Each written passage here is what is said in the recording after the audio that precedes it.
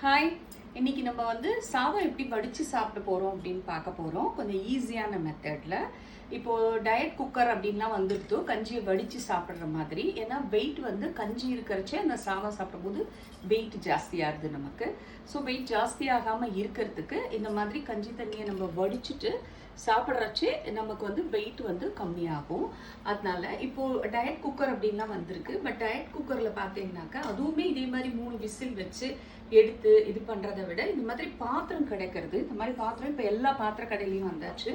நம்ம இதில் வந்து வேணுங்கிற அளவுக்கு நமக்கு எவ்வளோ அரிசி போட போகிறோமோ அந்த அளவு ஜலம் வச்சு நல்லா கொதிக்க வச்சுட்டு ஜலத்தை அரிசி ஒரு 10 நிமிஷம் ஊற வச்சு களைஞ்சி இதில் போட்டோம்னா போட்டுட்டு இங்கே பாருங்க சாதம் நல்லா இது மாதிரி கொதிச்சு வந்து நல்லா வெந்ததுக்கு அப்புறமா நம்ம ரெகுலர் அப்பெல்லாம் வடிப்போம் இல்லையா, அதே மாதிரி இப்போ இந்த லெட்டு கிடைக்கிறது. இதோடய இந்த லெட்டு வந்து கொடுக்குறா. இந்த லெட்டு நம்ம இப்படி போட்டுட்டு இதுக்கப்புறமா சாதம் வடிக்கும் போது நான் காமிக்கிறேன். திருப்பி சாதம் அந்த மாதிரி வடிச்சுக்கலாம். இதில் வடிக்கிறது வந்து கை சுடாமையும் இருக்கும், ரொம்ப ஈஸியாகவும் இருக்கும். அதுக்கு நம்ம தனியாக வந்து இப்போ இந்த சாதம் வடிச்சுக்கிறதுக்கு அப்படின்லாம் ஸ்டாண்டோட பாத்திரம் எல்லாமும் கிடைக்கிறது.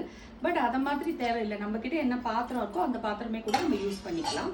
அதுக்கு செட் ஆகிற மாதிரி வடிச்சு விடுற மாதிரி வச்சோம்னா ஒரு 5 மினிட்ஸ் வடித்தோம்னா கஞ்சி வடிச்சிருதுனாக்கா நம்ம அப்படியே சாதம் போல நல்லா வந்துடும், எடுத்து சாப்பிட்டுடலாம். ஒரு 10 நிமிஷம் தான் ஆகும். குக்கர் ஓசை அடங்குறத விட இது இன்னும் சீக்கிரமாக நம்ம எடுத்து சாப்பிட்றதுக்கும் ரொம்ப ஈஸியாகவும் இருக்குது. வெயிட்டும் நமக்கு நல்லா கம்மியாகுது. சாதம் நல்லா வெந்துடுத்து. இப்போ வடிச்சிடலாமா?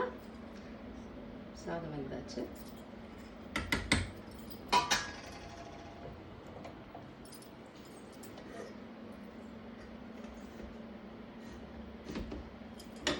இந்த ஹேண்டில் இந்த மாதிரி கை வச்சு பிடிச்சுட்டுலாம், பிடிச்சிட்டு இப்படி சாதத்தை வடிச்சு விட்டுடலாம். அவ்வளோதான். வடித்து விட்டால் மாதிரி சாதம் வடிச்சுட்டு இருக்கும். இதில் வர நம்ம அந்த ஜலம் இருக்கு இல்லையா, அந்த கஞ்சி தண்ணின்னு சொல்லுவோம் இல்லையா, அந்த ஜலத்தை நம்ம தலைக்கு வந்து சேக்காய் போட்டு குளிக்கிறதுக்கும் யூஸ் பண்ணிக்கலாம், நல்லா இருக்கும். இல்லைன்னாக்க நம்ம வந்து அந்த ஐஸ் கியூப் ட்ரே இருக்கு இல்லையா ஃப்ரிட்ஜில் வைக்கிறதுல, அதில் அந்த ஐஸ் கியூப் ட்ரேயில் வந்து இது நல்லா ஆறினதுக்கு அப்புறமா இந்த ஜலத்தை எடுத்து அதில் விட்டு வச்சுட்டோம்னா ஐஸ் கியூபாக சேஞ்ச் ஆகிடும். அதுக்கப்புறமா அதை நம்ம ஃபேஸில் நல்லா அப்ளை பண்ணிக்கலாம். இந்த வெயிலுக்கு ரொம்ப நல்லது. உங்களுக்கு அப்ளை பண்ணினோன்னா வேறு க்ரீம்லாம் அப்ளை பண்ணிக்கிறத விட அதை அப்ளை பண்ணினோன்னா இந்த முகப்பருவ அந்த மாதிரி இதெல்லாம் வராமல் நல்லா இருக்குது. ஸோ கொஞ்சம் சில்லுன்னு இருக்கும். எடுத்துகிட்டு கொஞ்சம் வெயில் டைமில் அப்ளை பண்ணிவிட்டு 10 மினிட்ஸ் வெயிட் பண்ணிவிட்டு அப்புறமா வாஷ் பண்ணிட்டு இருக்கோம். வேறு ஒன்றும் யூஸ் பண்ண வேண்டாம். ஓகே, இப்போ பார்க்கலாமா? நம்ம சாதம் வந்து நல்லா வடிஞ்செடுத்தோம்.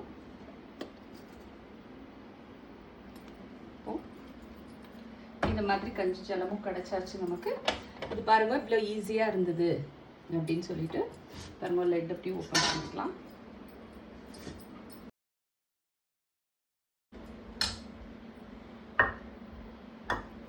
சாதம் கிடச்சாச்சு. நல்லா பொலன்னு சாதமும் கிடச்சிடுச்சு நமக்கு. அது வந்து நம்ம அந்த கஞ்சி தண்ணியும் வடித்ததுனால நமக்கு இதில் என்னென்னா ஒன்று மாத்திரம் இல்லை, 2-3 பெனிஃபிட்ஸ் இருக்குது. என்னென்னா வெயிட்டும் நமக்கு நல்லா கம்மியாகும். இப்போ சுகர் இருக்கிறவா இந்த மாதிரி வடித்து சாப்பிட்றச்சே சுகர் ஏறாது.